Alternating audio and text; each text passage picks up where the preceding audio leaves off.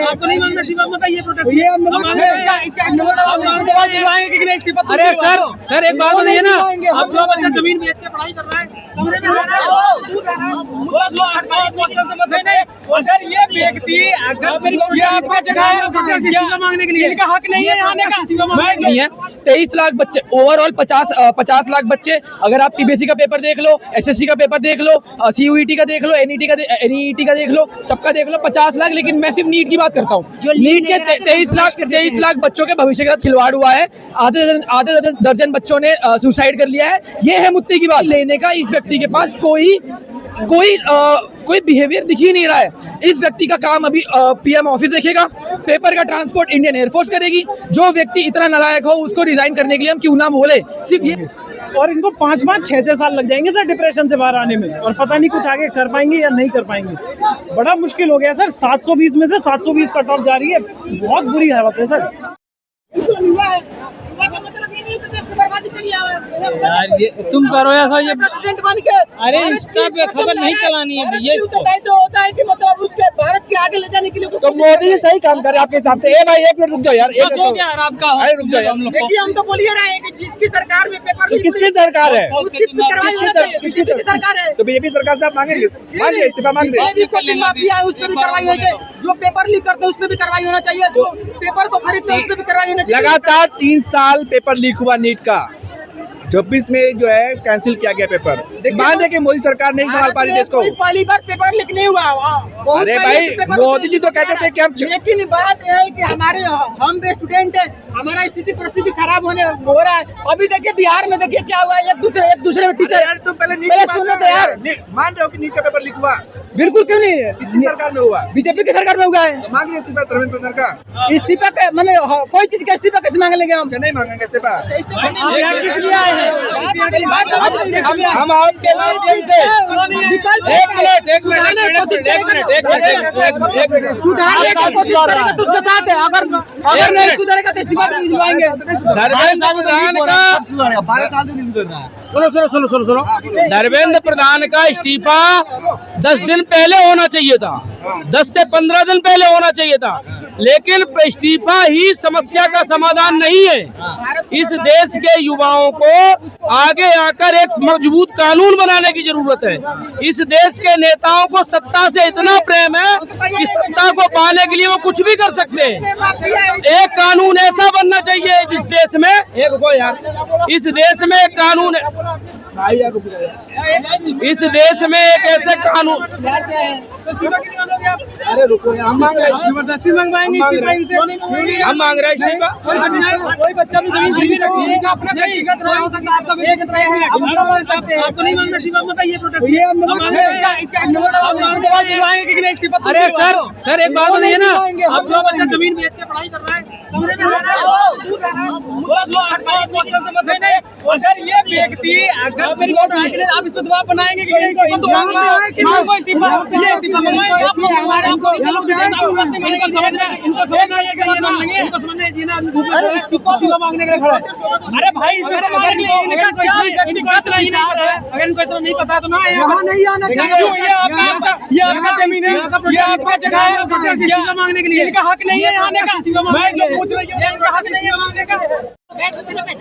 आप ये बताओ कि जिस मीडिया वालों ने मेरे को ये सवाल पूछा कि आप 200 रुपए में बिककर तो नहीं आए ना। अरे बीजेपी वालों, मैं बोलता हूँ आप सभी को, क्योंकि आपकी पार्टी में जब रैलियां होती है आप लोग उन लोगों को उठा के ले आते हो।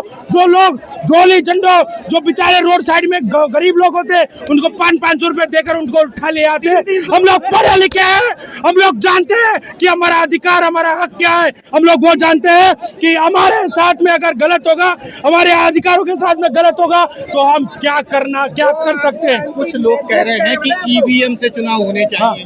नहीं, अभी मैं कह रहे हैं जो है ईवीएम से नहीं होना। मैं क्या बोलता हूँ, अभी दिल्ली के अंदर जंतर मंतर में सिर्फ एक मुद्दा है, जिस तरीके से धर्मेंद्र प्रधान है उसको इस्तीफा देना चाहिए, क्योंकि जो हमारे छोटे बड़े बहन भाई, जो 5 से 7 बहन भाइयों ने अपना सुसाइड कर लिया, उनका जिम्मेदार कौन है ये बताओ मुझे पहले। मैं आप सभी मीडिया वालों से भी अब पूछना चाहता हूँ कि जिस तरीके से अंजना ओम कश्यप एजुकेशन पे बात नहीं करती, मुद्दे पे बात नहीं करती, हमारे जो टीचर्स होते हैं उनके लिए उन्होंने ये बोल दिया कि ये तो इनको कोई ज्ञान नहीं है, ये तो बेरूपिया है।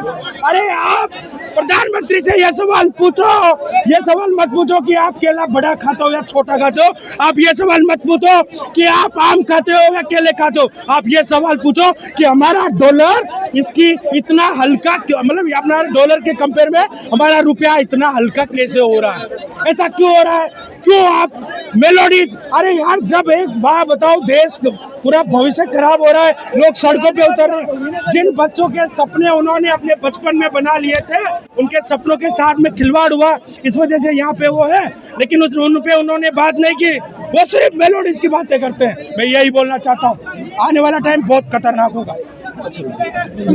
यहाँ पे अब पिछले दो स्पीकर थे, उन लोगों ने बहुत एनर्जेटिकली बोला गया है। मैं अभी वहाँ बाहर पानी लेने गया था, वहाँ पे तो बात बिल्कुल ही उल्टी उड़ गई है कि उमर खालिद, पाकिस्तान, नवाज शरीफ, कहाँ की बात हो गई है। देखो भाई, मुद्दे की बात तो सिर्फ इतनी है, 23 लाख बच्चे ओवरऑल, 50 लाख बच्चे। अगर आप सीबीएसई का पेपर देख लो, एसएससी का पेपर देख लो, सीयूईटी का देख लो, एनईईटी का देख लो, सबका देख लो, 50 लाख। लेकिन मैं सिर्फ नीट की बात करता हूँ, नीट के 23 लाख बच्चों के भविष्य के साथ खिलवाड़ हुआ है। आधे दर्जन बच्चों ने सुसाइड कर लिया है। ये है मुद्दे की बात। उस व्यक्ति का ट्विटर हैंडल दिखा दूं मैं आपको, उस व्यक्ति ने आज तक एक भी ट्वीट करा हो, मैं वही खोल के बैठा हूं।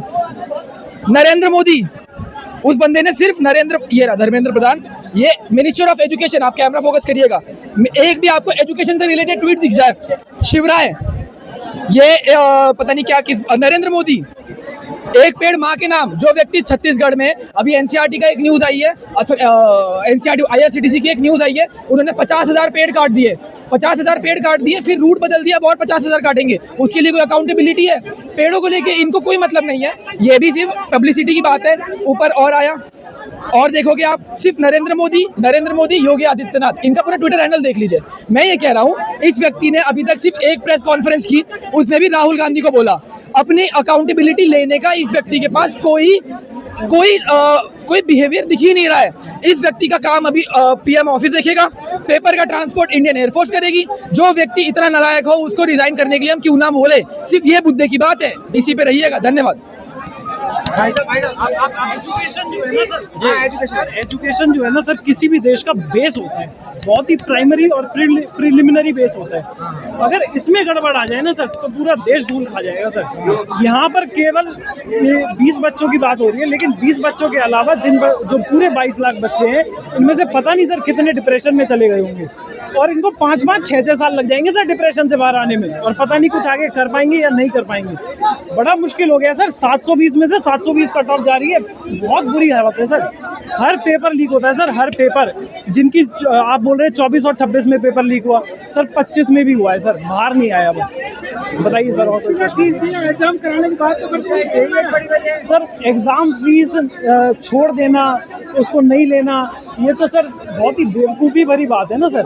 अब कि कोई बंदा, किसी ने इतनी तैयारी करी, बहुत सारे फैक्टर्स होते हैं कि एग्ज़ाम के टाइम में सर, मैंने सर बहुत एग्ज़ाम दिए सर। लक फैक्टर होता है, और लक फैक्टर होता है, आपकी मेहनत होती है, ट्रांसपोर्टेशन होता है, उस एरिया तक पहुंचना होता है, हर चीज़ को मैनेज करना होता है।